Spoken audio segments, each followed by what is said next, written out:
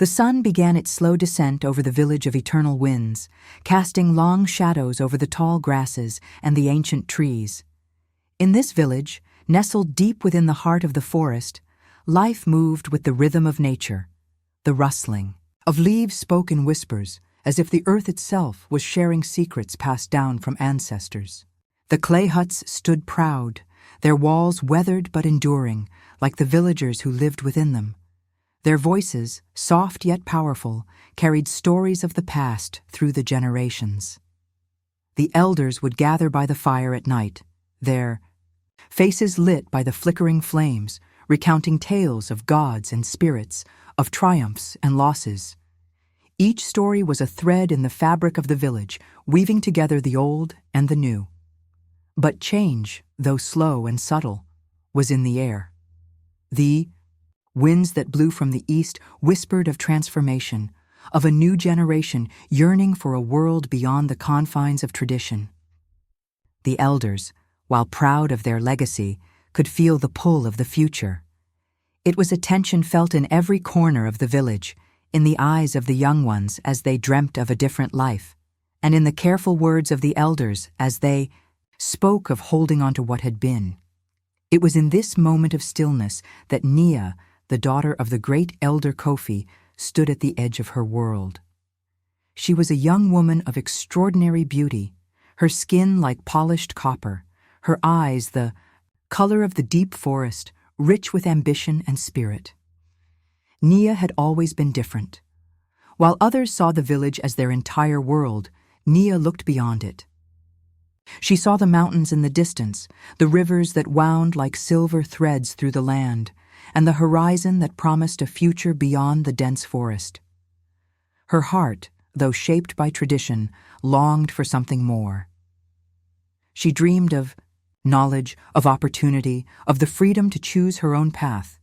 But these dreams were not welcomed by all. The very strength that made Nia special was the very thing that made others wary of her. She was loved, yes, admired for her intelligence and independence, but her desire to see beyond the village's boundaries created a growing divide between her and those who held tightly to the old ways. Nia's internal conflict had reached its peak on the day of the great weaving celebration. The villagers gathered to honor the craft that had been passed down for generations, an art that had seen the hands of many women shape the future of their people. Nia had taught the younger girls the delicate art of weaving, and today she was to be honored for her dedication. But while the village saw a celebration of tradition, Nia saw a symbol of her struggle. She stood at the crossroads of her dreams and her heritage, a choice in her heart that she could not ignore. Her husband, Kofi, stood beside her as she prepared for the celebration.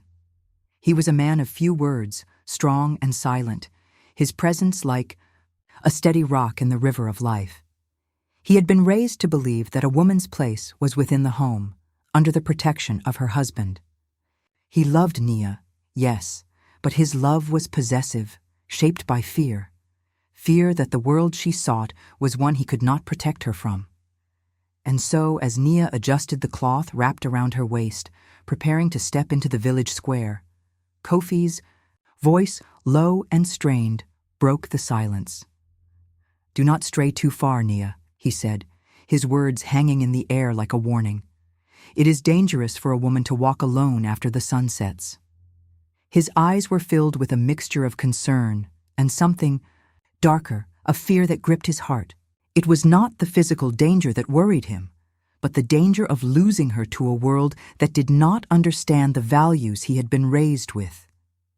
Nia looked at him, her heart heavy with the weight of his words. She loved Kofi, but the walls he built around her heart suffocated her. She had longed for freedom, for a voice in her own destiny. She had fought, in the silence of her own soul, against the chains that held her in place.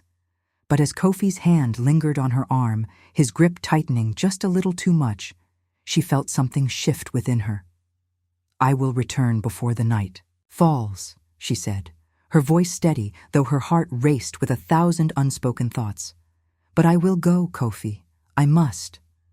Kofi's expression faltered, and in that moment, Nia saw the man behind the walls.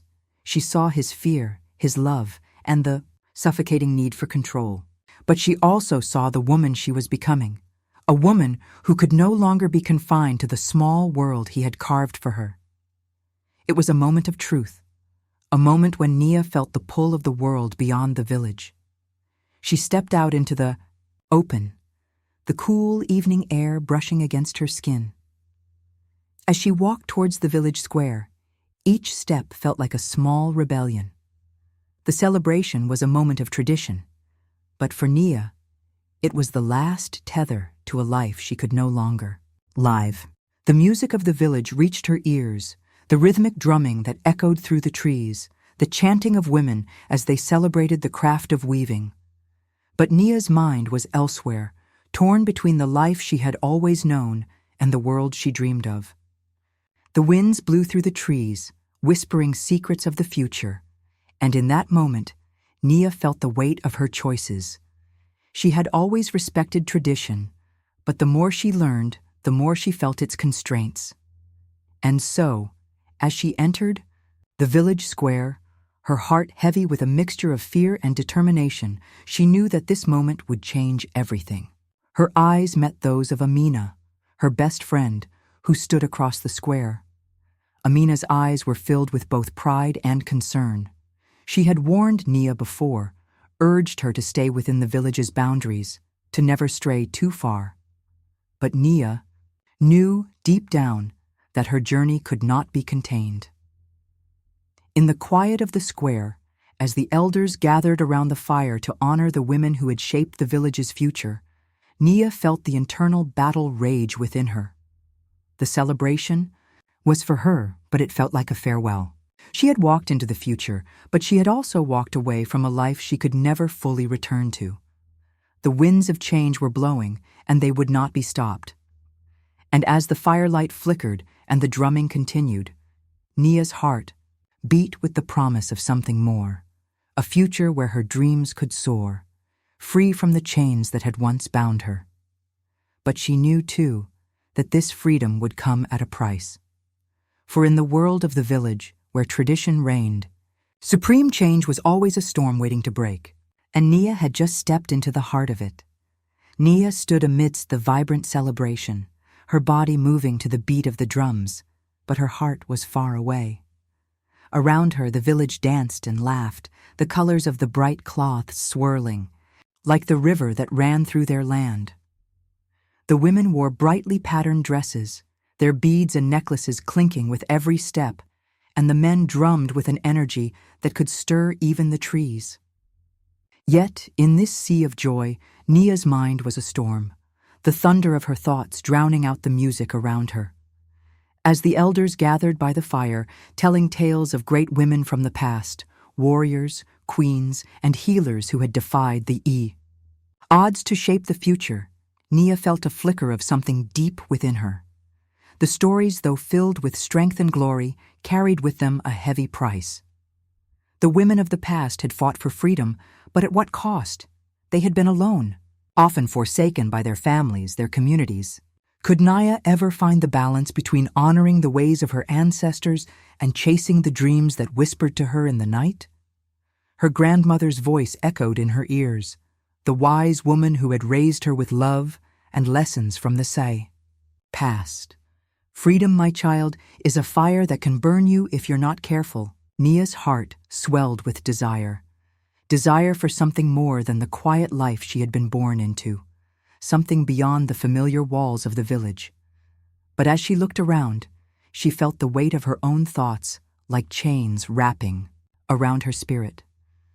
Could she truly leave everything behind? Could she leave the only world she knew, her people, her roots? Tears welled up in Nia's eyes, but she wiped them away quickly. I cannot live a life of silence, she whispered to herself. I cannot live only to honor the past and never build a future. Yet the fear of losing everything, the fear of being cast out, of losing the love of those she held dear, made her heart ache. Could she live with that cost? Kofi stood at the edge of the crowd, his eyes scanning the gathering with a quiet intensity. He watched as other men whispered to Nia, admiring her beauty, her strength, her independence. And with each compliment, she received a flame of jealousy burned within him. Nia had always been his pride, his partner, his equal.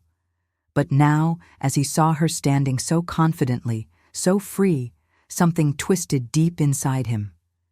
She was slipping from his grasp. He could feel it. The fear began to seep into his bones, turning his pride into something darker. It wasn't just the other men who admired her, it was her very spirit that terrified him. He had always thought that love was enough to bind them together. But what if love wasn't enough to keep her from changing? What if she no longer saw him as her protector, but as someone who held her back? As the night wore on, the jealousy turned to something darker. Kofi knew that if he didn't act, he might lose her. And that was something he could not bear. When they returned to their hut that evening, the atmosphere was heavy, thick with the tension that had been building between them for days. Kofi watched Nia as she prepared their meal, her movements graceful, but her eyes distant. He could sense the storm in her heart, just as he could feel the storm in his own. "Nia," he said, his voice low but firm, "I don't want you to go to the celebrations tomorrow. It's dangerous for a woman to walk alone after sunset." Nia froze for a moment, her hand pausing over the cooking pot. She didn't meet his gaze, but she felt the suffocating weight of his words. It wasn't just about the physical danger, this was about control. The unspoken warning in his voice was a prison of its own. Nia clenched her fists, trying to keep the anger from bubbling to the surface. "I will go, Kofi," she said quietly, her voice calm but resolute. "I have my own path to walk now. The world is calling me." His eyes darkened. "Your place is here, with me. The world can wait." But Nia could feel her spirit struggling against his words. She had always been the good wife, the dutiful daughter, the loyal friend. But now something within her was changing. She was beginning to see that the life she had been living, the life her husband wanted her to live, was not enough. She needed more. The next day, Nia sought solace in her grandmother's hut, hoping to find some clarity. Nana was sitting by the fire, her old hands steady as she stirred a pot of soup. The warmth of the fire filled the room, but Nia still felt a chill in her bones. She sat beside her grandmother, staring into the flames, hoping for the wisdom she had always sought from the old woman. "Nana," she began softly, "I don't know what to do. My heart is torn between the life I've always known and the one I dream of. The village, my family, they expect so much from me. But my soul is restless. I feel as though I am choking on my own dreams." Nana looked at her with kind eyes, her face etched with the wisdom of many years. "The road to freedom is not easy, my child. I have seen many who sought to break free only to be swallowed by the very world they wanted to conquer. You must ask yourself, what are you willing to lose? What is the price of your dreams?" Nia's heart fluttered, but she held her grandmother's gaze. "I am willing to pay the price," she whispered. "I must leave. I must find a life of my own." Nana sighed, the weight of her wisdom settling heavily on her shoulders. "You have the fire of youth in your heart, Nia. But remember, fire can burn. Be careful. Once you step onto this path, there may be no turning back." Nia nodded, her mind made up. The decision had been made, and now there was no turning back. The next day, as Nia walked through the village, the weight of her decision hung heavy in the air. She knew she was leaving behind the only life she had ever known, the only world that had ever loved her. But in her heart, the desire for something more, something greater, was too strong to ignore. As she reached the crossroads that led out, of the village, Nia turned back one last time to look at the place that had shaped her. The huts, the people, the elders who had taught her the ways of their ancestors. These were the roots she had grown from. But now she would walk away from them, in search of something that could fill the space inside her that had always been empty. The winds howled, and Nia felt them tug at her spirit. Her grandmother's voice whispered in her ears, a warning and a blessing all at once. The road to freedom is never without its price. Nia took a deep breath and stepped forward. The road ahead was unknown, but for the first time in her life, it felt like the path she was meant to walk. Nia stood at the edge of the village, the darkened skies above her mirroring the storm raging inside her heart. Her gaze lingered on the home she had known all her life, the same home where she had laughed, cried, and lived under the watchful eyes of tradition. Now all of it seemed distant, as if the world itself had started to spin in a direction she could no longer follow. The winds howled, pulling at her clothes and tossing her hair. The storm had come out of nowhere, a sudden fury like the one inside her chest. With every crack of thunder, her decision became clearer. She had made her choice. She would walk away from it all, the village, her family, the life she knew. Nana's words echoed in her mind. The storm is the soul of change. Child, it comes to shake the roots. But beware, the ground it leaves behind is often barren. But Nia had already crossed that line. No longer would she live by the rules others had set. No longer would she be the dutiful daughter or the obedient wife. She had been shackled for too long, and the chains were heavy, too heavy. She took a step forward. The storm raged harder, as though the very heavens were protesting. Behind her, a voice called, frantic and broken. Nia! Kofi's cry was both a plea and an accusation. She turned to face him, his face twisted in a storm of its own. The wind whistled between them, and for a moment all was still. His footsteps crunched the earth, slow and deliberate. You can't leave. Not like this. We're bound by what we are, by where we come from, he said, his voice thick with desperation. You belong here, Nia, with me, with the village. You cannot just walk away from your place. Nia stood her ground, her chest rising and falling like the earth itself. I am not your possession, Kofi. I am not the land. I am a woman with dreams of my own. I cannot stay in the cage that is this village. I will never be what you want me to be. A silence fell between them, heavy and suffocating. Kofi's eyes, once full of love, were now clouded with fear and anger. You're a fool, Nia. A fool to think the world will accept you for what you are. You think you can walk away without paying the price? He took a step forward, his voice now sharp, like a knife cutting through the air. The world is not kind to women like you. You will be lost. I would rather be lost than remain here in the dark, she said quietly, her resolve hardening. But Kofi, in his fear and possessiveness, could not let her go. In one swift motion, he grabbed her arm, pulling her towards him. You belong to me, Nia. His grip tightened, his voice low and dangerous. Nia's breath caught in her throat, the world spinning as her mind raced. She had felt his love once, strong and protective, but now it was tainted by control, fear, and pride. With one swift motion, she wrenched her arm from his grasp. The storm above seemed to mirror the storm between them as the heavens crackled. With energy. Kofi stepped closer, his chest rising and falling with each breath, his face twisted in a mask of rage. You will regret this, Nia. I swear it. You will regret leaving me. I regret nothing, Nia said, her voice steady despite the chaos around her. Kofi's hand shot out, pushing her with all his might. She stumbled backward, falling to the ground with a sharp gasp. Her body hit the earth, cold and unforgiving, but her spirit remained unbroken. She lay there, staring up at the sky, feeling the rain beat down on her face like the tears of a grieving world.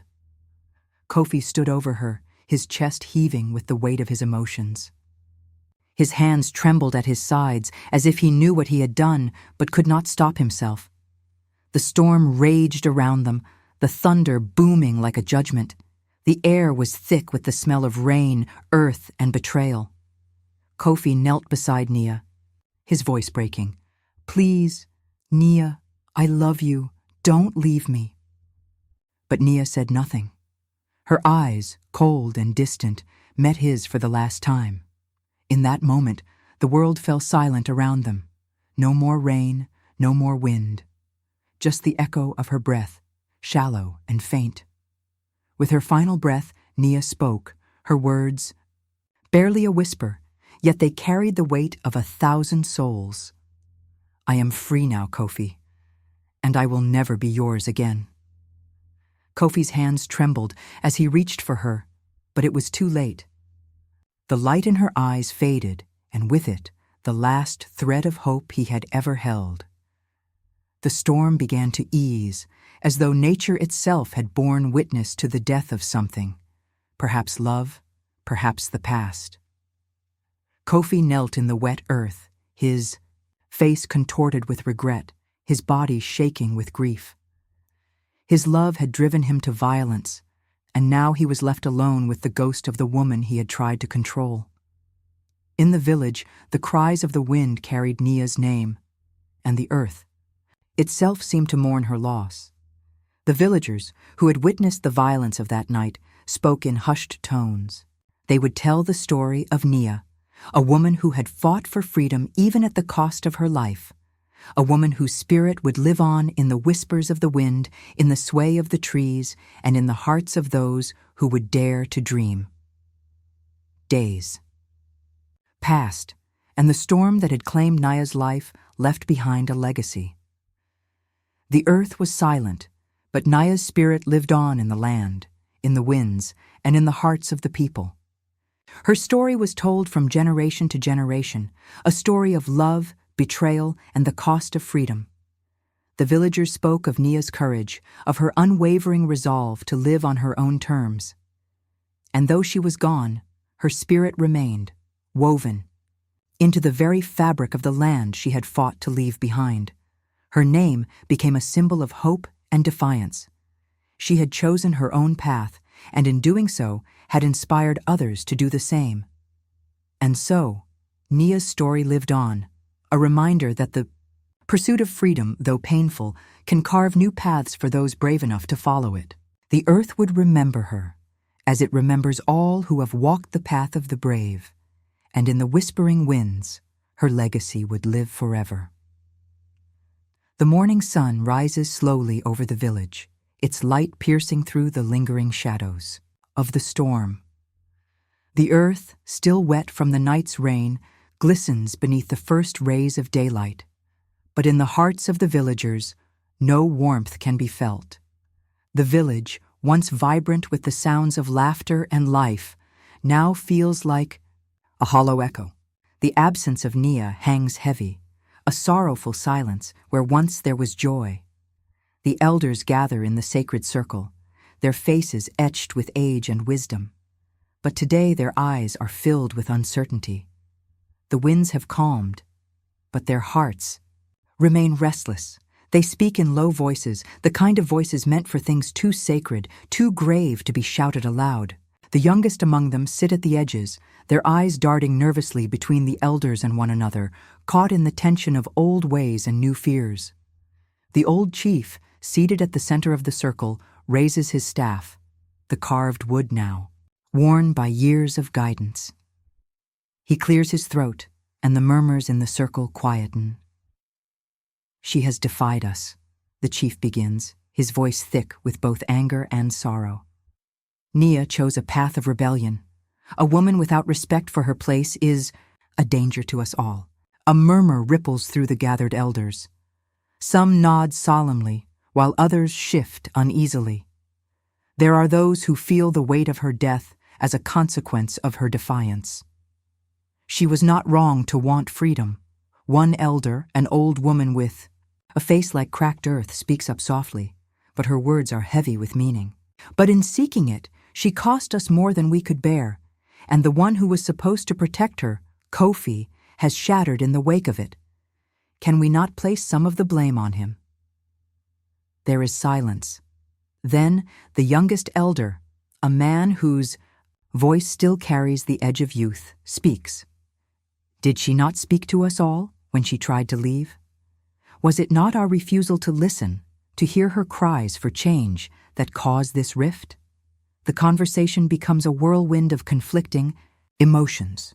Some call for forgiveness, others demand that the traditions hold firm.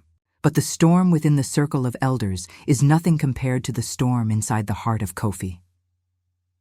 Kofi walks alone through the village, his steps heavy on the soaked earth. The village, once his kingdom, now feels like a prison. Everywhere.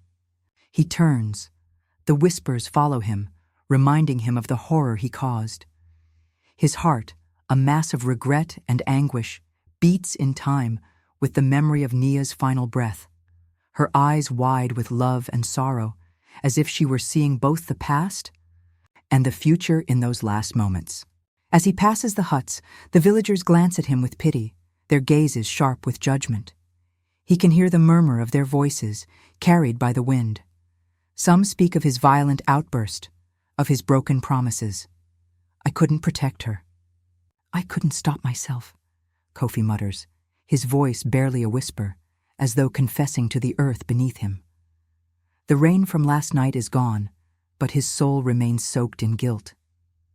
Naya's spirit hovers in his mind, a constant presence, urging him to make amends. He sees her again, standing at the edge of the village, her silhouette framed by the storm, her back straight, her heart unyielding.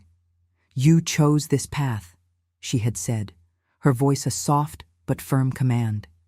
You have to live with the choices you make. Kofi stumbles, leaning against a tree, his hands shaking as he remembers her words. Amina stands alone by Nia's grave, her heart a twisted mess of guilt.